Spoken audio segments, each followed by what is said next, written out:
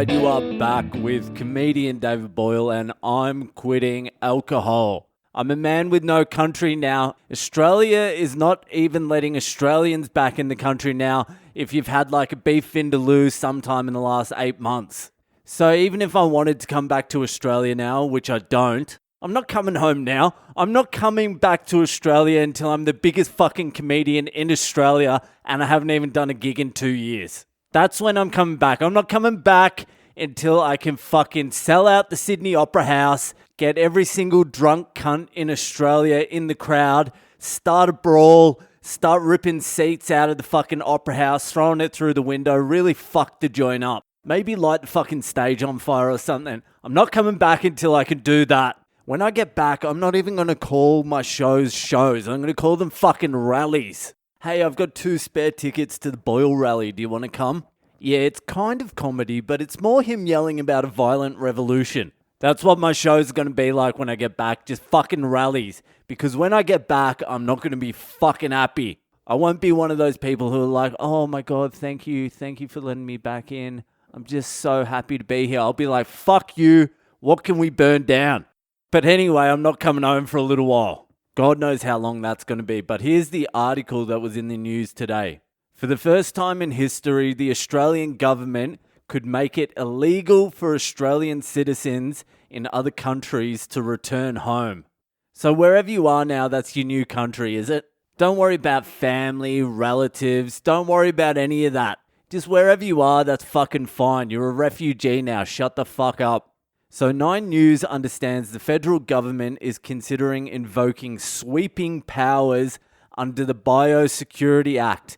There it is, baby. There it fucking is. That's why you've been hearing so much about fucking India over the last week. The Biosecurity Act. What the fuck is that about?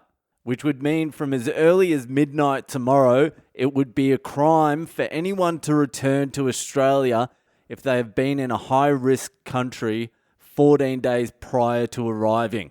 The Act empowers Health Minister Greg Hunt, more like Greg Cunt. That's the quality material you can expect at the Boyle rallies when I get back. Buy your tickets. So the Act empowers Health Minister Greg Hunt to do whatever is necessary to stop the spread of a listed disease. There it is, baby. That is the fucking beginning. So it's India now, and no one gives a fuck because India's burning and everyone in Australia is terrified. So the government has used what's going on in India to pass that act, whatever that fucking act is. What, an Australian citizen can't even come back to Australia, even if they wanted to.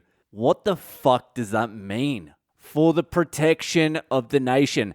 And it's India now, and no one gives a fuck. Because no one wants anyone coming from India into their country. They didn't want it in the first place either.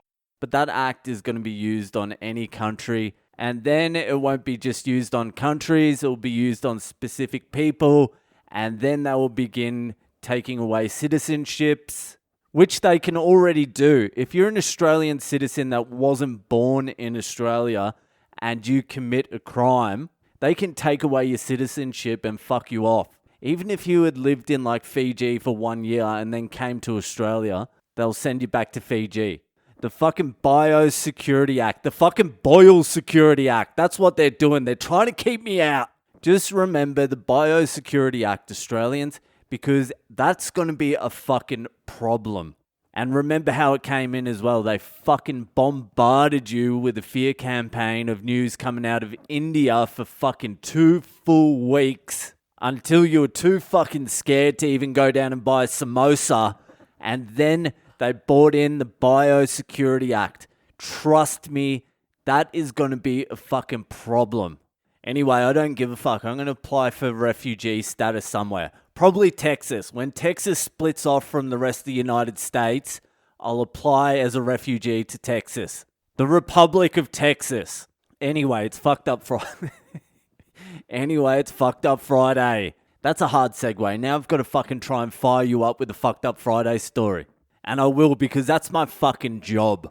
So for those of you who are new to Fucked Up Fridays, listeners send me in one of their most fucked up stories. I read it out. It fires everyone up for a big weekend, then hopefully a few people end up in rehab. So if you would like to send in a Fucked Up Friday story, keep them rolling in because I need as many as I can fucking get now. Send in your Fucked Up Friday story to my social media. I'm Boyle Comedy on Instagram, Facebook, and Twitter. Or just email me on boylecomedy@gmail.com. So let's get into it. This story was sent in by Mick, the fucking brickie in New South Wales, Australia. And it's a coincidence because my dad is named Mick and he's a brickie too. Well, he's a builder now, but he spent his first 40 years as a brickie. He knows his way around a fucking trowel. So here we go, Mick the fucking brickie. So back in the late 90s, I was working for this bricklaying firm. Is firm the right word to use for a bricklaying company? I'm not sure you can call the company a firm when the employees rock up in wife beaters smoking darts. So working for this bricklaying firm in Sydney, doing high rises and all that shit, and we had our end of year Christmas party. I was just 18 and did what you would expect an 18-year-old to do with an open bar and proceeded to neck as much free beer as I could in the 4 or 5 hours we had. Suffice it to say, what kind of fucking bricklayer are you? Suffice? If you said fucking suffice on site, someone would flick half a trail of mud in your eyes. Suffice it to say, I was pretty fucked by the time the party finished and decided that the acid tab that was burning a hole in my pocket would be a nice little dessert for yours truly. There we are. That's a little bit more fucking bricky-like, calling an acid tab dessert. I was hanging with a few other brickies that were in their mid-20s and loose as fuck. So naturally, I thought they were cool as shit and desperately sought their approval. Brickies are fucking cool in their early to mid-20s. After that, they're pretty fucked. By the time a brickie's about 30, they're really starting to struggle because they haven't slept their whole 20s and they've been getting up every morning to lay bricks all day. So burning the candles at both ends. By the time they're 30, it's hard to get a brickie to stay out later than 8 p.m.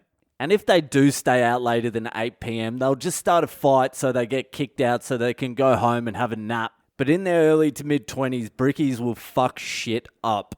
So he was seeking their approval. So when one of them suggested we head to King's Cross, I didn't hesitate, even though the acid was coming on pretty hard. We got to some bar in the Cross and sat down in a dark corner with our drinks, and one of these maniac brickies labourers pulls out a sheet of acid and just starts ripping them off one at a time and sticking them down his throat.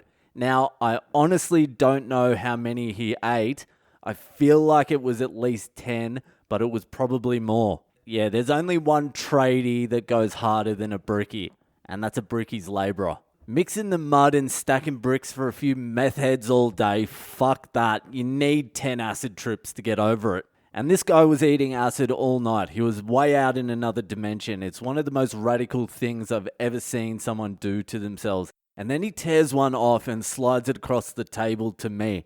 Now, I'm not a huge drug taker and I was already tripping balls, but I didn't feel like I could say, thanks man, but I've already had one.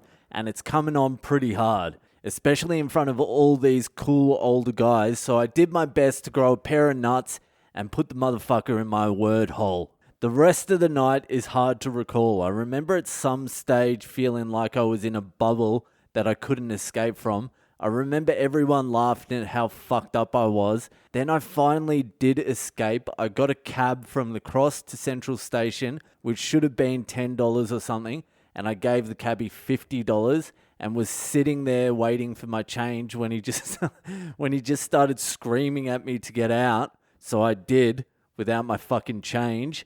I think I even apologized for my rudeness. And yeah, just smooth it over. You've got the acid to deal with. You don't need any other external shit. The train ride was about 90 minutes. I fell asleep. When I woke up, I realized I had gone past my stop. I quickly got off and there was a train coming in the other direction. So I jumped across the tracks and tried to climb onto the opposite platform. Everything was going to plan until I slipped and fell backwards onto the tracks. Jesus Christ. The train was flashing its lights and honking its horn, and I quickly scurried onto the platform with as much grace as my 18-year-old acid and alcohol-fueled body could muster. I made it back home okay, but I still think about how dumb that was. I could have died and so many shit bricks would have gone unlaid. Well, I think you got out of that one all right. You were down King's Cross, late 90s, doing acid with some psycho brickies. That was a good escape. Yeah, you almost died, but that's going to happen. That's part of the process. But thanks, Mick, for sending that in. And happy birthday for whenever the fuck your birthday was last week. And the Stones are way better than the Beatles. Suck my balls. All right, that's it for tonight. Enjoy your weekend. And I'll see you the fuck later.